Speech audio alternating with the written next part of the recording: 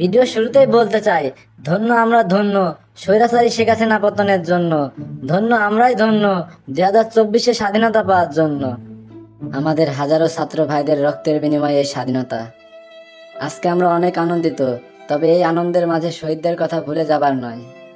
তাই আমরা সবাই শহীদী ভাই বোনদের জন্য প্রাণ খুলে দোয়া করব, ইনশাল্লাহ।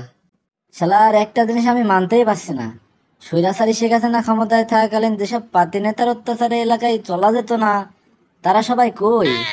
তারা কি তাদের হাসিনা মায়ের কোলে করে পালিয়ে গেল? কত হিসাব নিকাশ বাকি ছিল।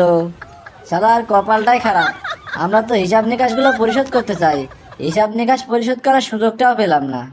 এটা কোনো কথা হলো? আরে ওটা কেলটু মাস্তান আসছে না?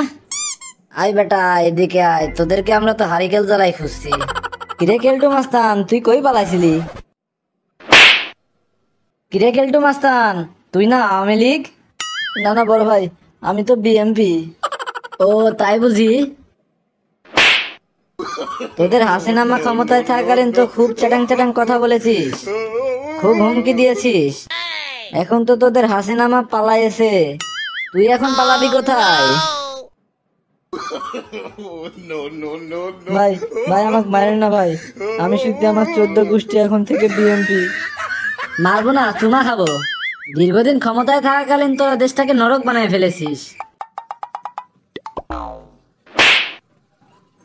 কিরে মারলু, তুই না কুত্তা লীগের সভাপতি, তুই না আমাকে কুবিয়ে মারার হুমকি দিয়েছিলি? বড় ভাই আপনি বিশ্বাস করেন, আমাদের এখানে কোনো দোষ ছিল না, উপর থেকে অর্ডার ছিল। উপর থেকে অর্ডার, তাই না? তাহলে তোকে তো উপরে পাঠানো দরকার। ভাই আমাকে মারেন না ভাই, আমাকে ছেড়ে দেন ভাই, আমাদের বড় বড় নেতারা আমাদেরকে থুয়ে পালিয়েছে ভাই, আপনার পায়ে ধরি ভাই, আমাকে ছেড়ে দেন ভাই। কোনো সারাসারি চলবে না এখন। আমাদের ছাত্র জনতাকে কুবানোর সময় মনে ছিল না? গুলি করার সময় মনে ছিল না?